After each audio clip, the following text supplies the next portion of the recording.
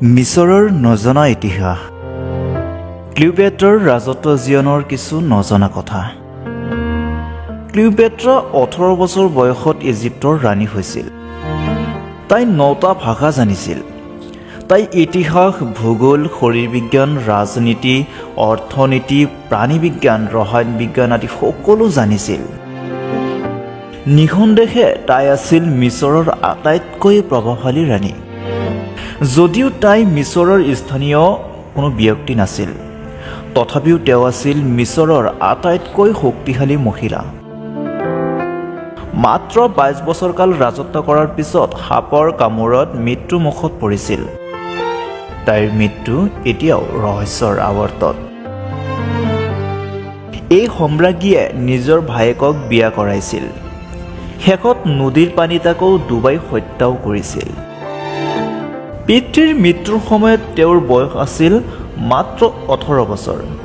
নিজে কিশোৰ, তেওঁৰ 2জন ভাতৃও কিশোৰ আছিল। পিতৃৰ মৃত্যুত শোক প্ৰকাশ কৰাৰ পিছত 18 বছৰ বয়সতে সিদ্ধান্ত লয় যে তাই 2জন ভাতৃক বিয়া কৰাব, আৰু সিহঁতক বিয়া কৰাইও দিলে। কিন্তু ইয়াৰ আঁৰত আৰু এটা কাৰণ আছিল। ভায়েকহঁতৰ লগতে সিংহাসনৰ সমান দাবীদাৰ হ'ব বিচাৰিছিল। গতিকে তেওঁ সিহঁতক সহজ উপায় হিচাপে বিয়া কৰাবলৈ বাছি লৈছিল। কিন্তু বৰ আচৰিত হোৱা নাছিল, কাৰণ তেওঁৰ পৰিয়ালত তেওঁৰ পিতৃ মাতৃ আছিল সম্পৰ্কীয় ভাই আৰু ভনী। তেওঁৰ বহু খুলশালীয়েকেও আন্তঃবিবাহ কৰিছিল। সেই সময়ৰ মিছৰৰ ৰাজ পৰিয়ালে বিশ্বাস কৰিছিল যে তেওঁলোকৰ পৰিয়ালবোৰৰ ওপৰত ঈশ্বৰৰ আশীৰ্বাদ আছে। মূলতঃ ৰাজৰ তেজ বিশুদ্ধ কৰি ৰাখিবলৈ ৰাজ পৰিয়ালে নিজৰ ভাই ভনীক বিয়া কৰাইছিল। কিন্তু 2জন ভাতৃক বিয়া কৰাই সিংহাসনত দাবী কৰাৰ পিছত এজন ভায়েকে সিংহাসনৰ দাবী আঁতৰাই পেলায়। কিন্তু সম্ৰাজ্ঞীয়ে হাৰ নামানিলে। ক্ষমতা এৰিবলৈ তেওঁ ইচ্ছুক নাছিল। গতিকে এই বিখ্যাত মিছৰৰ সম্ৰাজ্ঞীয়ে জুলিয়াছ চিজাৰৰ লগত হাত মিলাইছিল। তাৰ পাছত ভায়েক আৰু স্বামীৰ লগত যুদ্ধত নামিল। সেই সম্ৰাজ্ঞী ক্লিওপেট্ৰাৰ হাতত তেওঁৰ ভাতৃয়ে যুদ্ধত পৰাস্ত হৈছিল। ক্লিওপেট্ৰাই আৰু তাই জীয়াই ৰখাৰ পথত খোজকাঢ়িব নোৱাৰে। সুন্দৰী সম্ৰাজ্ঞী ক্লিওপেট্ৰাই নীল নদীৰ পানীত ডুবাই ভাতৃ আৰু স্বামীক হত্যা কৰিছিল।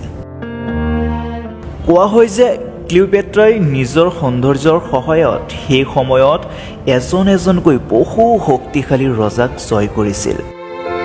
ক্লিওপেট্ৰাই তেওঁলোকৰ পৰা ৰাষ্ট্ৰৰ সম্পৰ্কীয় বহু গোপন তথ্যও সংগ্ৰহ কৰিছিল।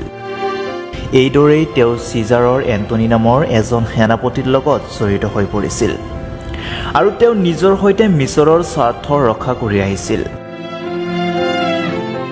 কোৱা হয় যে তাই এটা নিৰ্দিষ্ট লক্ষ্যত উপনীত হ'বলৈ অজ্ঞাত নজনৰ দ্বাৰা নিৰ্বাচিত হোৱা হিচাপে মিছৰৰ সিংহাসনত বহিছিল, আৰু সেই লক্ষ্য সম্পূৰ্ণ হোৱাৰ পিছত সাপৰ আঘাতত মৃত্যুবৰণ কৰিছিল।